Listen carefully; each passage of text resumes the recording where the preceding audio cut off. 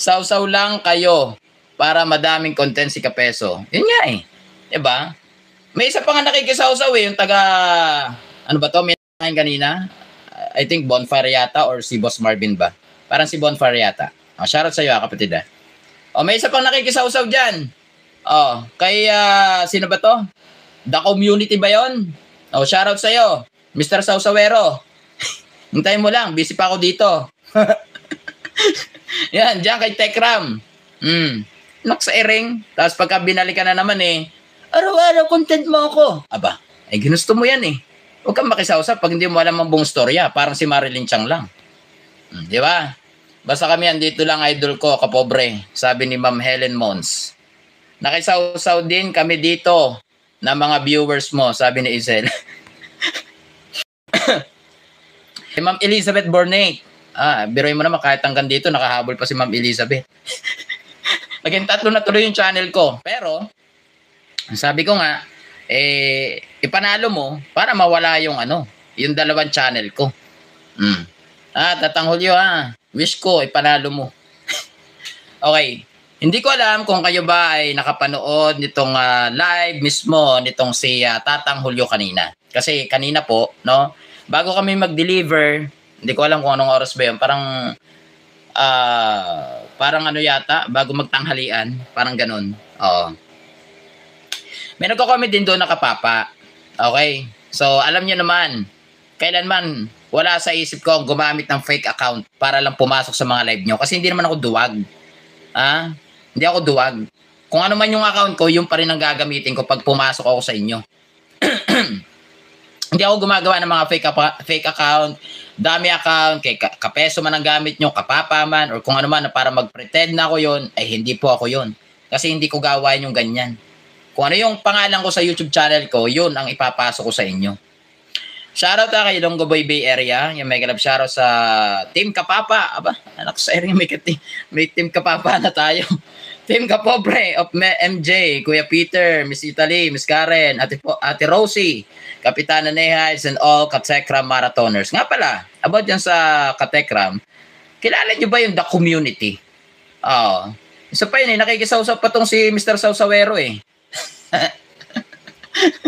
Shoutout ako. Pag may oras tayo, may tatapik natin yan. Jeffrey Panganiban, shoutout po sa inyo lahat dyan. Napanood nyo ba kanina yung about dito kay sa live nitong si Tatang Julio?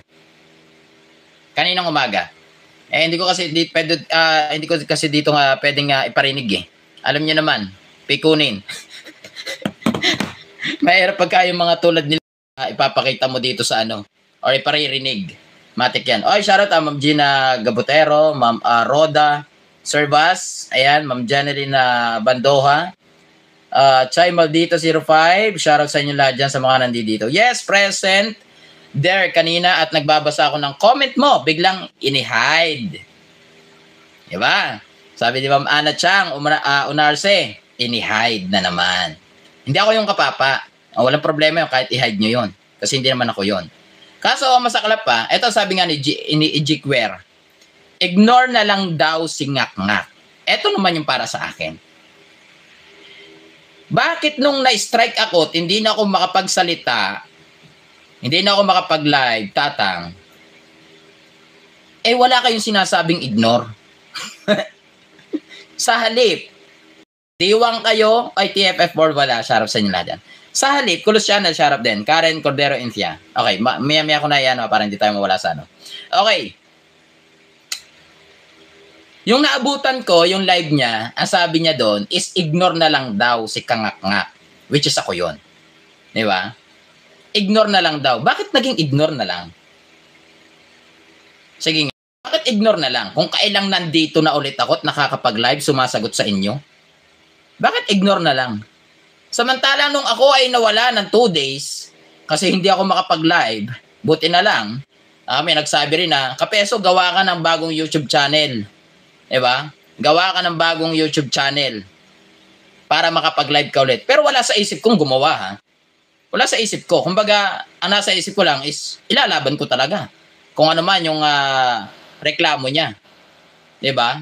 Which is karapatan naman niya talaga. Pero sabi ko nga, si YouTube na magbabalansin yan. kung sino ang nasa tama. 'Di ba? Kung sino mananalo sa amin. Nakadepende na 'yon. Wala na, kumbaga nasa isip ko na kay mawala man yung channel ko, di okay lang. Ganun na lang 'yon. Kaso, ang matindi nito, nung na-strike ako, aba, may mga dumating sa akin ng mga messages doon sa aking Facebook page sa Kapeso Mix TV, Bodega ni Kapeso, even dito sa aking personal account ng mga friends ko po dito na, yan, mga nanonood dyan, ng mga friends ako mismo sa personal account ko sa Facebook. Nagulat ako, aba, mga nagdidiwang na raw. Mga nagdidiwang na. Sabi ko, ano nagdidiwang? Bakit nagdidiwang? Kasi nga raw, na-strike ako, hindi na ako makapagsalita. Kaya nagdiwang kayo. At doon, grabe.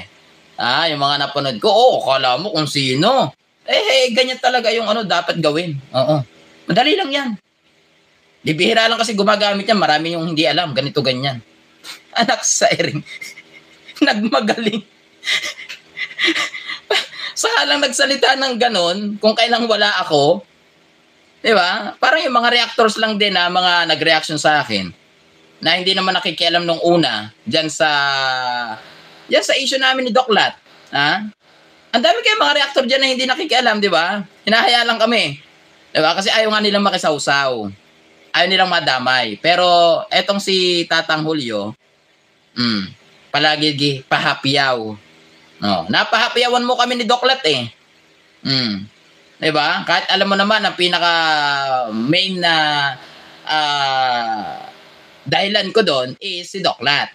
Diba? Kaya nga tayo nabuhay eh. Diba? Dito bumalik sa YouTube eh. Kahit alam mo yun, ini-insist mo lagi na negosyo. At walang mapapa, which is mali yun. Diba? Huwag kang makisawsaw dun sa amin eh. Kung yung ang ibang reactor hindi nakisawsaw eh. Diba? Saka lang nakisawsaw nung nung na-strike mo ako kasi hindi na ako makapag-live. Di ba? Naghahanap sila ng magaling na IT. Bakit? Hindi niya ba kaya? O magbayad kayo ng pinakamagaling na IT. Di ba? Ingat lang din yung mga nyo dyan. Yung mga channel nyo. Di ba? Sabi ko nga, kay mawala mo yung channel ko, at least ngayon, na i-voice out ko. Diba? Hindi yung tulad na kung kailang wala ako, kung kailang hindi ako makapag-live, saka naman kayo nagsisilibasan, naglalabasan. At kung ano din ang inangak nitong si Tatang Julio Diba? O akala mo feeling nanalo na. Hindi pa nga tapos yung laban namin at nag-uumpisa pa lamang. Rose Astro Labio. Si Jubilito Coos yan, kasamahan ni diba? Kung kailan ako yung na-strike, saka nagsilabasan, saka nagsingak-ngak din. Tapos ngayon ako'y nakabalik at nakagawa ako ng channel.